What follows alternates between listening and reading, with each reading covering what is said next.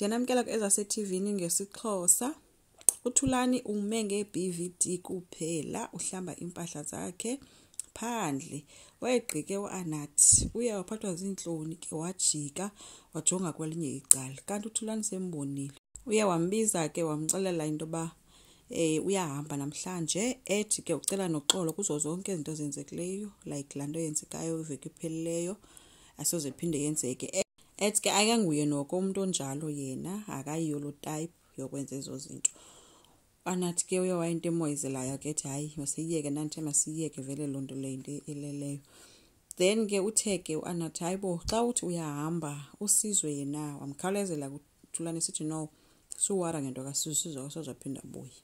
Anathi ke uye wamcela into bucela before ahambe naye ayomdropha emsebenzini wakhe, ufuna uyoresigna ngoba kaloku wamka engasatshongo uba kwenzekani emsebenzini wakhe. Ethi ke uzozibuyela ngeteksi xa ebuya. Uye wavuma kuThulani wathi akho ngxaki.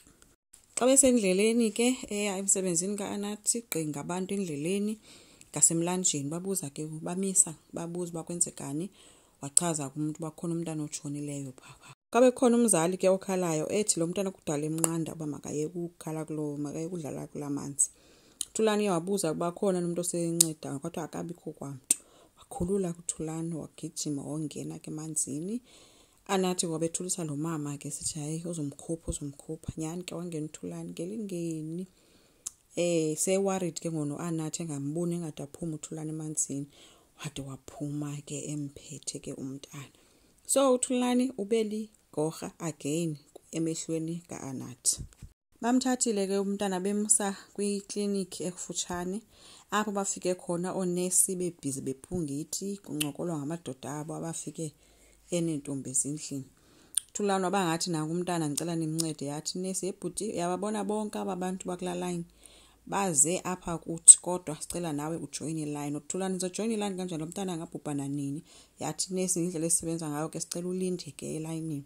uThulani vele wajula umntana embeka phezu komama womntana noAnathi babambisana kanti yolanda igani. Ubuye negani wafika wabakhoma ngesibhama wanesi atsiba same time shiya nezoti zawo apho. Gijimeni seyikwazi into bavula ifile yavulwa ke ifile bamnceda kumntana bemkake uThulani. Xa bebuya ke uAnathi noThulani bafika kugcwele kulo Anathi. uAnathi ade benewara cinga into bekhona ingxaki mhlawumbe umakhulu wakhe ikhona into emehleleyo okanye ufezile. Hayi avele umakhulu athi hayi akho nto kanti ngabani belali. Bahamba nosibonda wabo kuzobulelwa uThulani ngento ayenzileyo yokunceda umntana.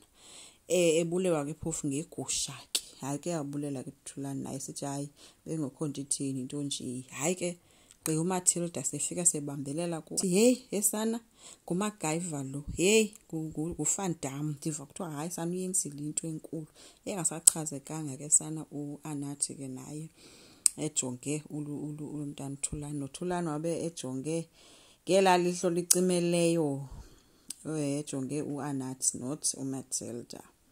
uNozuko ngapha ulisele ke sana iyeza alinikezwe ngumprofeti waliginya same time wabe esethi ready for uLuzuko and ufuna ulisela kwangoku uyazilola. Uhleli noNomaflawa. uNomaflawa ke uthi hayibo kanti olusuku lwanamhlanje ayilosuku likabulelwa na, kutheni lento ezawuza kuwe uLuzuko. Uthi ke uNozuko no udala ndimthumelele inotes lowo kuWhatsApp so sesithithile uthe uzoza ngapha.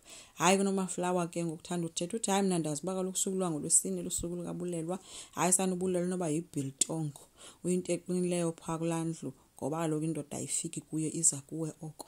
Wathi uNozuko namsebenzi kaBullet ke mna ke uba wenza njani, mna ndilapha ngoku. uBullet ke nangapha akasena stress, unolaka nje akayingcolisi indoda akayiphehluzelisi emfakela icurtains kwakhe uthi bekuncoba kuthiwe makapeyinte nje kuphela. Hayi uNobomi ude wafika wathi hayi mama awukho reasonable ke ngoku ngoba lo muntu lona uyayenza lento ofuna ayenze, so ufuna enze kanjani. Hayi ke ubulelwa bemgxotha ethi khawusuke nawe. Xa sekitchen ke uNobomi ubhizi yapheka phaa, uthe ngokabhizi wafika ubulelwa ethi ke uNobomi uphekele tatakhe ngoba uyayazi uba namhlanje losuku lwakhe. Wathi ubulelwa hayi tatakho akazufika mntanam, uyolala kumama omncinci wakho uNozuko namhlanje. Wabe sithi omnye ngondidanile ke because kaloku bengicinga into yoba uzofika nagqibela kudala uke ndiphekele utata. So uluzuko lilonke akasayi kwabulelwa.